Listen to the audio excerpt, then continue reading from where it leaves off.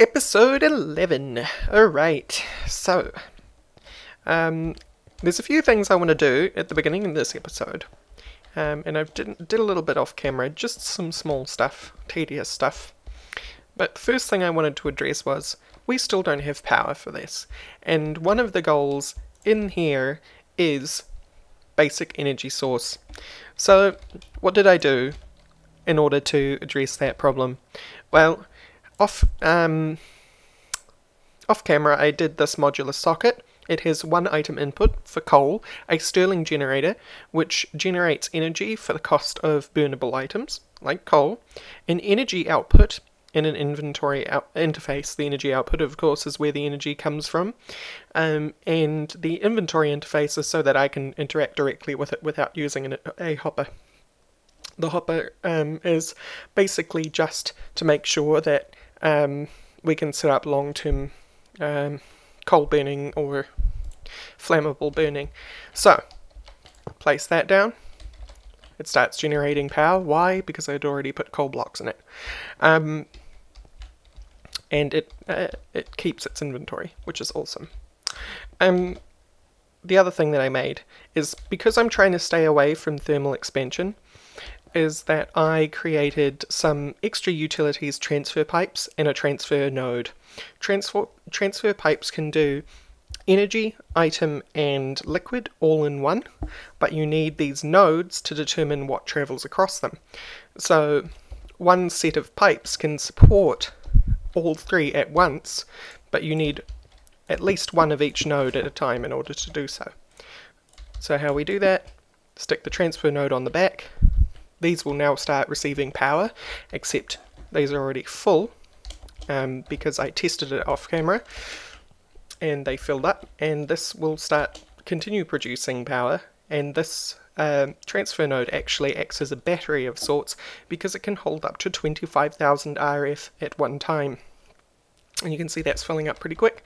The Stirling generator actually generates quite a bit of power, ironically, for such a low-tech device, but that's cool, I don't mind that. It'll be replaced eventually anyway by something like big reactors. So, we have our basic energy supply. Tick. So in the first 2 minutes we have actually fixed that problem. Now the only thing that we need to do is create a bunch of transfer nodes, which are the basic kind of extra utility node, and I will do these ones on camera.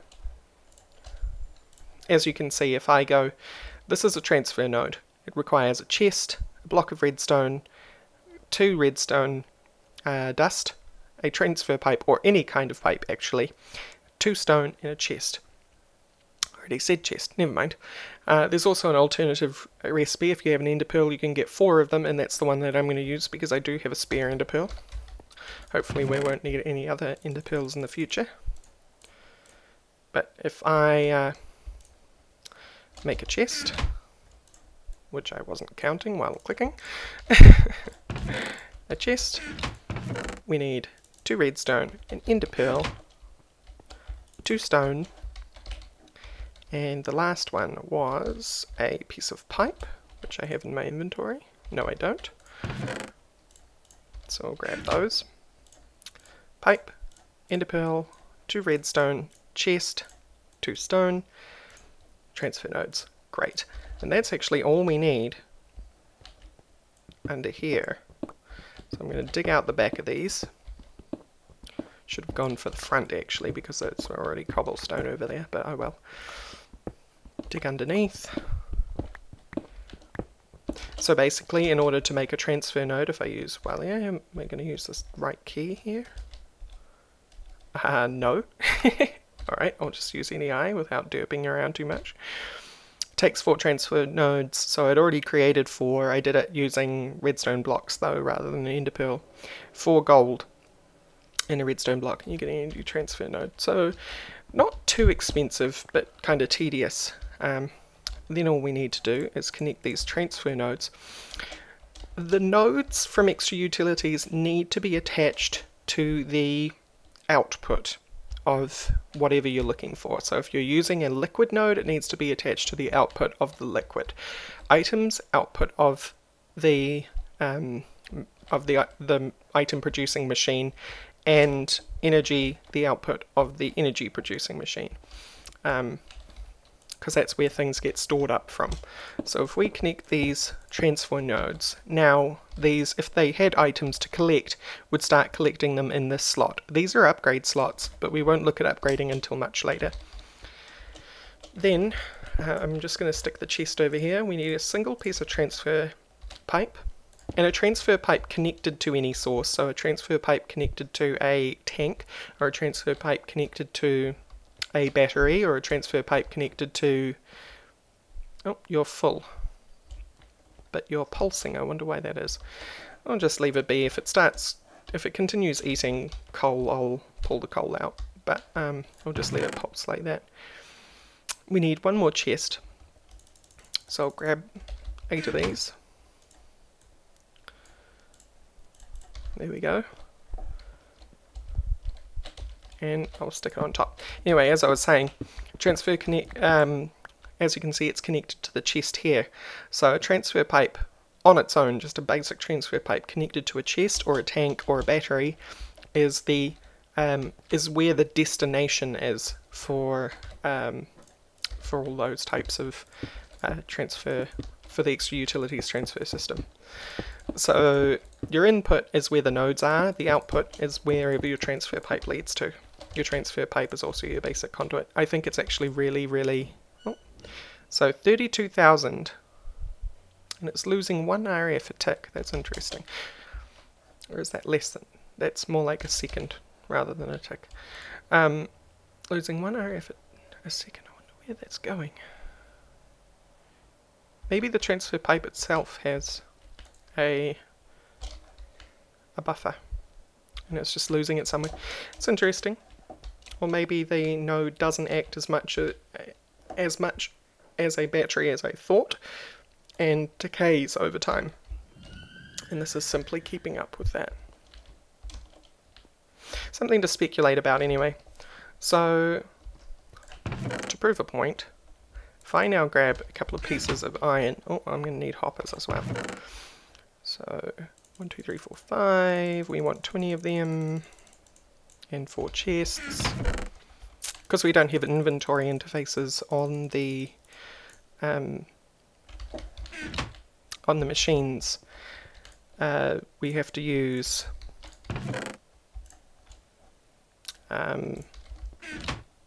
hoppers. I could put inventory interfaces where the current item inputs are, but the problem with that is an inventory interface only has room for 1 stack, and I in general want the machines to be able to take several stacks at a time, so that's why we're putting hoppers on top. I suppose that's the shortcoming of eMashes there, is that you have to work around things a little bit sometimes. So we'll just put the hoppers on top, and if I put iron ore into the grinders,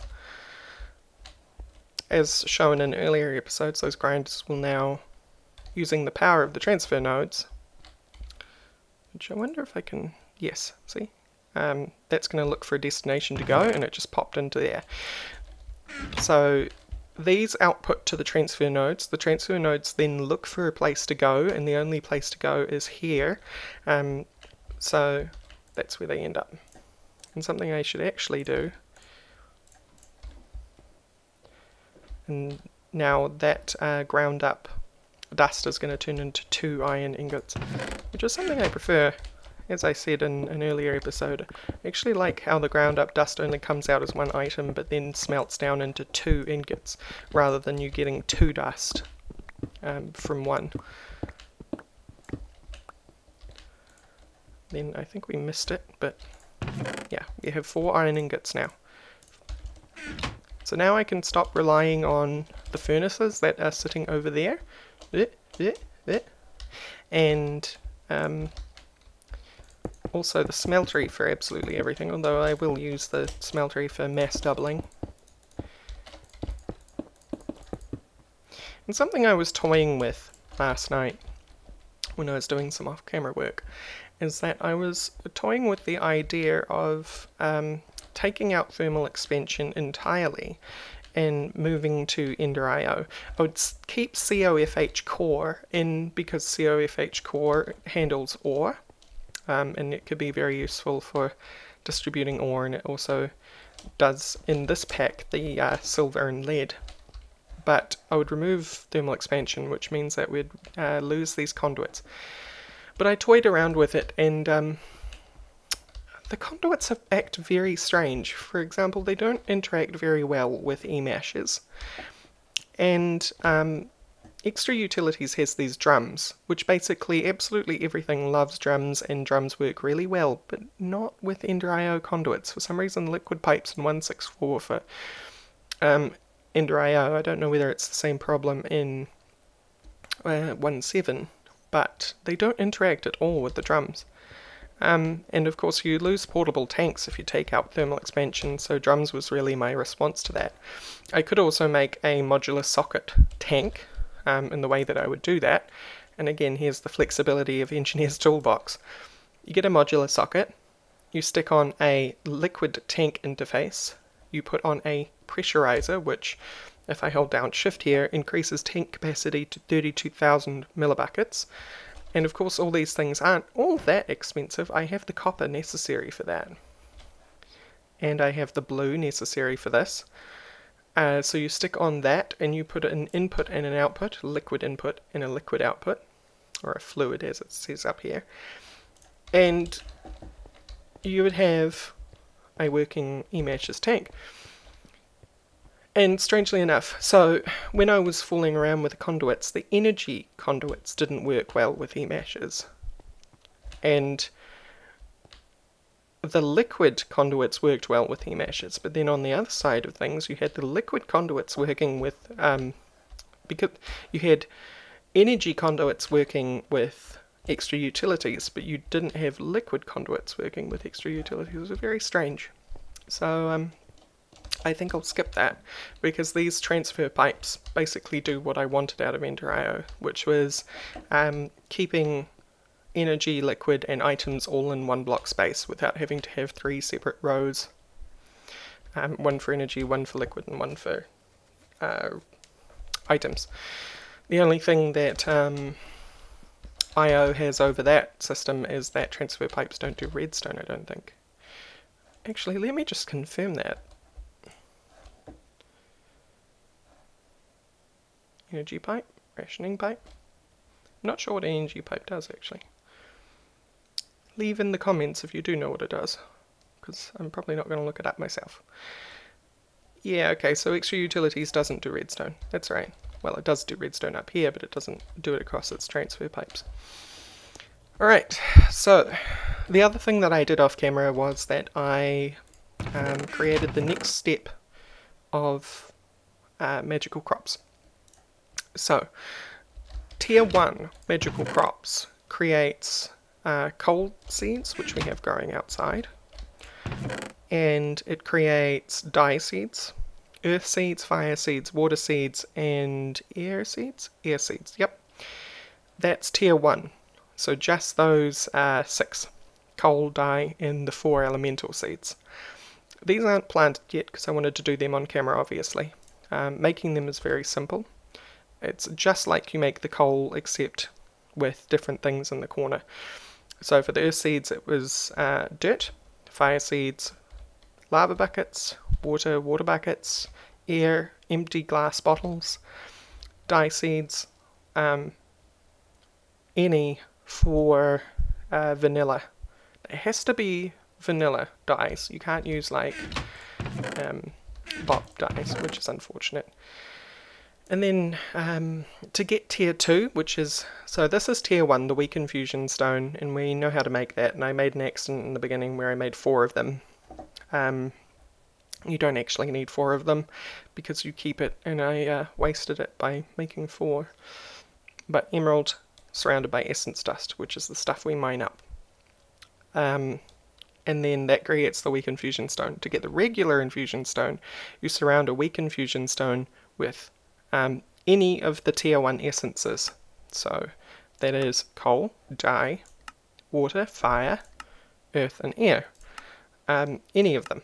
and then you get the regular infusion stone. Now you don't lose the weak infusion stone, and it gives you a regular infusion stone.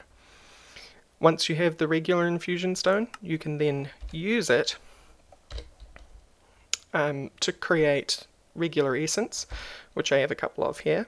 What do you use regular essence for? Well, use it to create, hang on, here. You use the regular essence the same way as you use the weak essence, which would be in these positions here, and instead with different ingredients. So in this case we now have redstone and glowstone. The other crops for tier 2 are, so if we say uses on the regular essence, it gives us our recipe for getting greater essence, which we need a strong infusion stone for, sorry. But you can have redstone, obsidian, glowstone, tin, copper, and that's it. So you get 1, 2, 3, 4, 5. 5 seeds in tier 2.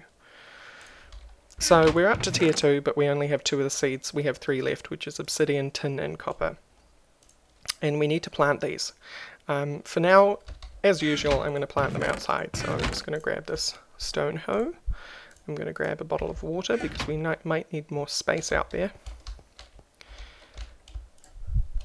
And I'm going to take all these other seeds. Glowstone, redstone, dye, air, earth, fire, and water. So let's go plant them outside.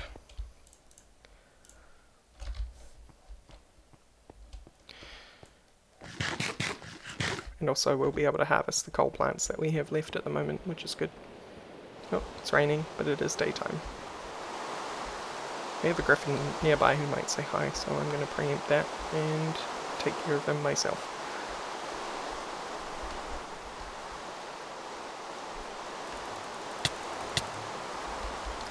The new sword is doing good work. 2 shots on a griffin. By the way, there was a very flattering comment on the last video, or one of the videos, and I didn't comment on it because it was one of the older videos. And it was flattering because they said, oh, you took care of 2 Grimoire of Gaia monsters in all by yourself. No wonder you maxed out on Forgecraft so quickly. And yeah, I maxed out on Forgecraft quickly, but it says nothing about my skills. In this pack, the configs are set to have the Grimoire of Gaia monsters be considerably easier than they are by default. Their max health, they do the same amount of damage as they do by default, so they still do a heck of a lot of damage if they manage to make contact with you. But they have like a third of the health that they do by default, so they are much easier. And why am I digging up the entire farm? Well, I just wanted to make it flatter. So we've got a lot more room for activities now. I'll just dig that out. Doesn't really matter where at the moment because it's all going to get moved inside at some point. Stone hoe. 1, 2, 3, 4. 1, 2, 4. 1, 2, 3, 4. As you all probably know, vanilla crops have a maximum square radius of 4 per water block. Rain will hydrate it, but we need water or else it'll just pop out eventually. I need to dig up those puddles before I can convert it to farmland.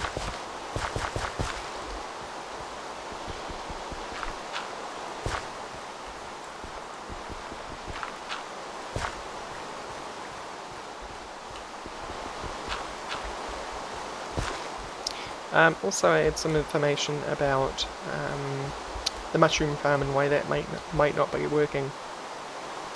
I'm still struggling to understand why.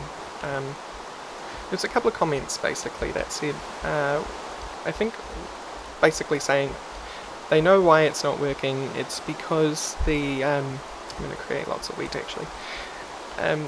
They know why it's not working because the seed mushrooms are surrounded by too many mushrooms. And I don't think that's correct because the seed mushrooms in particular... Oh, the lemon coal seeds now. That's cool. That's a long way from where we started. There we go. Coal. So, let's do this. Dye, air, earth, fire, water, essence seeds. Huh, there must have been a drop. Okay, redstone and glowstone. Cool. Alright, that sorts us out for that. They were saying that mushrooms probably aren't growing because they have too many surrounding them, and as I run back to the mushroom farm I'll explain why that shouldn't be the case. The way that mushroom spreading works is that a single mushroom, as long as it's light level, unless it's on mycelium, and we can replace that with mycelium at some point, and we probably will, has the light level issue, which I already explained in episode 10. It has to be below light level 13 for it to be able to plant on something. The way that the spreading of the mushrooms works is that a single mushroom looks in a 3x3 area, as somebody said it was a 4x4 area, which I find kind of strange because a 4x4 area doesn't have a centered block. But it looks in a 3x3 area, and if there is more than 5 mushrooms, it won't spread. It also looks in a Y level, so it looks at its own level, the level below, and the level above. So, for this particular mushroom we're looking at now, it has 2 neighbours, or if the 4x4 mechanic is correct, it has 3 neighbours, at most. And if we go out by another, by 1, there's no neighbour here, and there's no neighbour here, there's no neighbour here, and no neighbour here. So, 3 at worst, 2 at best. Which means that it should have valid growing rules for at least 1 or 2 mushrooms before it says, nope, can't grow anymore, sorry. The area is too full with mushrooms. So that's where my confusion is with that mechanic. We have the correct light level, and each mushroom doesn't have too many neighbours. Now if it was a 5x5 area that it looked in, so that's 5 diameter, then it still only has 4 neighbours, which means that each mushroom should be able to grow at least 1. Or rather, every 5th mushroom should be able to grow at least 1. Or is it every 3rd? Anyway, I'm thinking of overlapping radii there. But, oh, we hit the 30-minute mark. For these anyway, since I was last playing around. So 30 seconds, and then it'll turn off. Just gotta wait for it, it's so cool. 30 seconds should be plenty for the mushrooms to get to the bottom now that I think about it.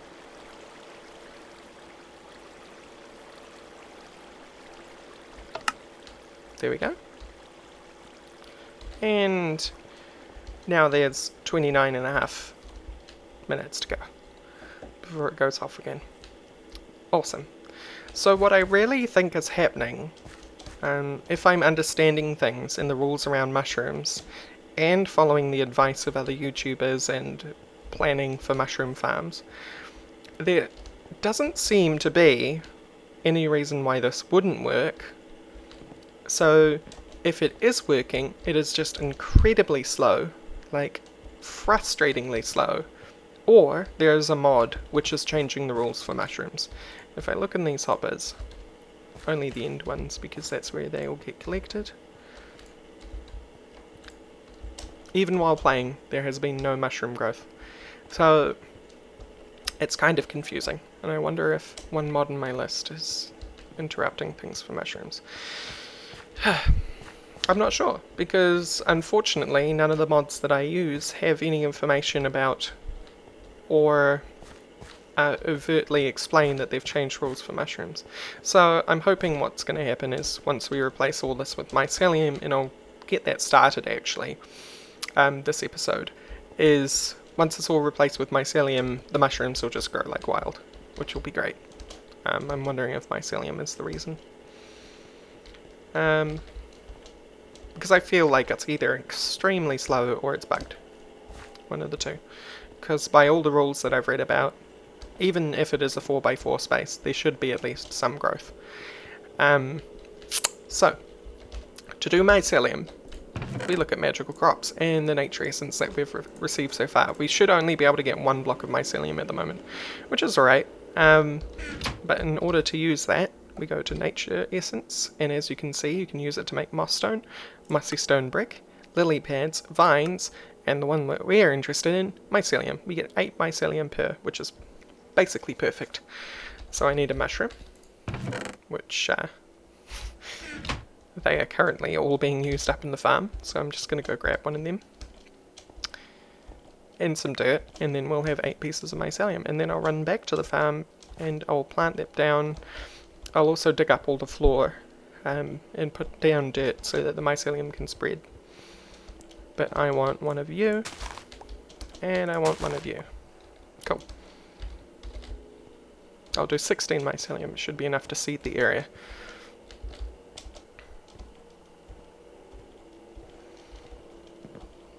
And the other thing about using mycelium is we'll be able to get giant mushrooms, which will allow me to drastically speed up how many mushrooms we get in the beginning. So we need 8 pieces of dirt. 1, 2, 3, 4, 5, 6, 7, 8. Actually, I don't have enough. I was going to do 2, but I only have enough for 1. Red mushroom. There we go, 8 pieces of mycelium. That still should be plenty. We've got lots of dirt on us, but we're going to need more. That should be enough. If it's not, I'll run back. And once we get in there, or I'm going to speed up now actually, and dig up the floor, place down the seed mycelium, and see you in a bit. Okay. Okay, I'm back. I know I said I would speed it up, but unfortunately I live in an urban environment, and there was some crazy mower man who decided that mowing at 5 in the afternoon was a really good idea. So I had to cut to save your ears all the trouble in the sped up footage. You may have caught the sound of the mower just at the end there. Hopefully not. Hopefully my mic is directional enough. I also decided to, while I was waiting, obviously this took a little while, which means that the mower was on for quite some time, because I've already planted the mycelium and the mycelium had started to spread. And I've replanted the mushrooms. I also decided in the spare time to just do a little bit of prettying up, and I used carpenter slopes for that. Obviously there's a lot more for this room in store, but in the meantime we've just got these little retaining walls here to insinuate that they're helping keep the mycelium from falling down into the work area. So that's all good, and that means that we are now on our way to having mycelium, and hopefully that will encourage these mushrooms to grow, which will be fantastic. So, those that don't know carpenters, this is carpenters. You create carpenter's blocks, and the trick with carpenter's blocks and any of the carpenter's stuff, as you can see, it looks basically like this when you place it, which is a nice texture on its own actually, and can be used for all sorts of things. But the great thing about carpenter's blocks is you use another block and you right click it and it takes on the texture of that block. So that's why this here looks like stone. It's because I've placed a carpenter slope. Oh, and as you can see, when you break it, you get both the block and the carpenter slope back. Really cool. There's all sorts you can do with carpenters, and that's why it's such a great companion mod to Chisel, because as you know, Chisel adds all sorts of textures. And because these blocks can take on any of the textures that you give them, it means it can take on all of Chisel's textures too. So really it acts as kind of an expansion to Carpenter's, and Carpenter's as an expansion to Chisel. Really good hand-in-hand mods. Great synergy. Much wow. So that for now hopefully finishes up the mushroom farm. What's going to happen is when water goes off, it'll probably kill off some of this mycelium in the rows here, but because we've got these seed rows, the mycelium will also spread in and repair whatever's been damaged from the water that flows down, which is cool. And each row has mycelium on it, so the mycelium will in fact spread all the way up these seed rows and never have to worry about water killing it, which is cool. Okay, things that we need to do now. I actually looked at the time of the recording while I was away, and I actually realised we're fast approaching 30 minutes at the moment. So how am I going to finish up this episode? Well, I'm going to leave it on a cliffhanger. And the way that we're going to do that is... What's going on with those furnaces? They are freaking out. Because they're not able to keep up.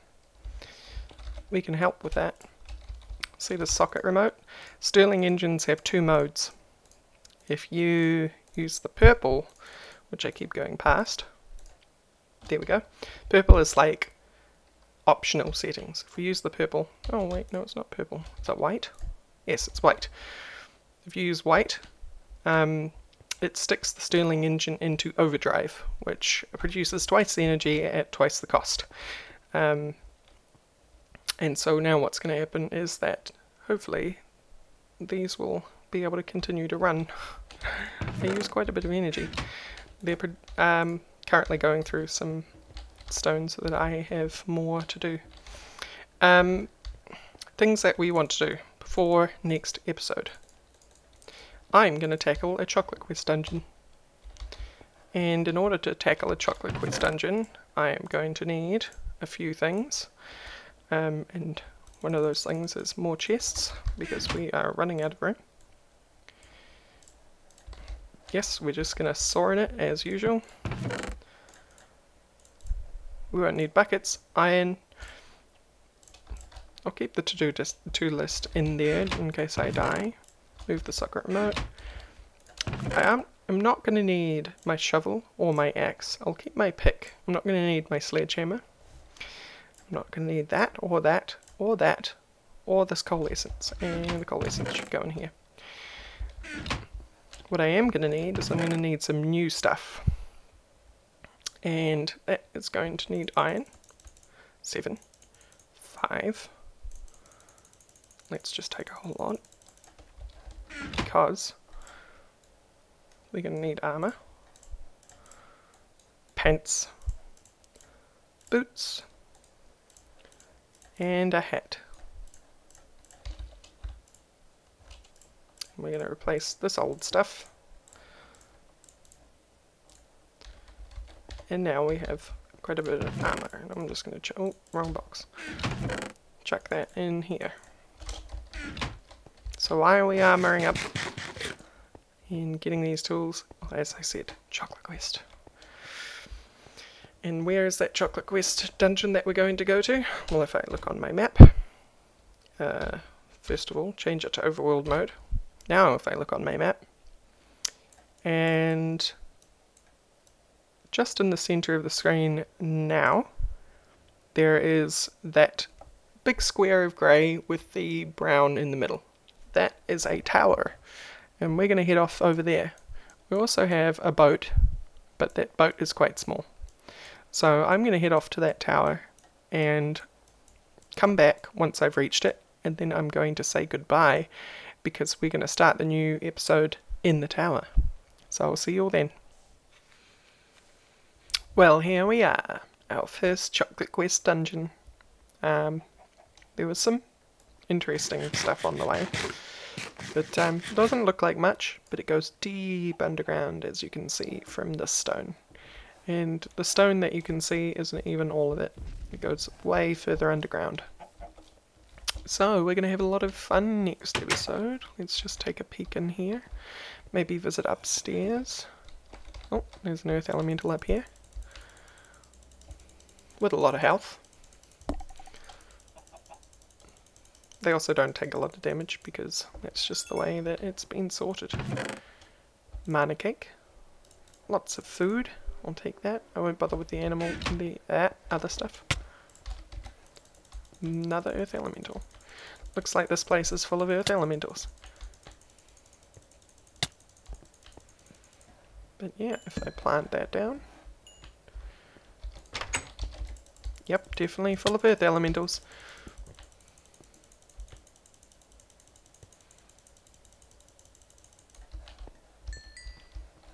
Fortunately they're slow so they can't get at me. Lots of Ars Magica stuff in here. Cool. Take the arrows as well. I'll take the melon as well, because I don't think I have melon seeds. I might do. Anyway, so yes, this is just upstairs. This is just the cap of the iceberg. So, thank you all for watching, and next episode we'll tackle this dungeon. See you soon.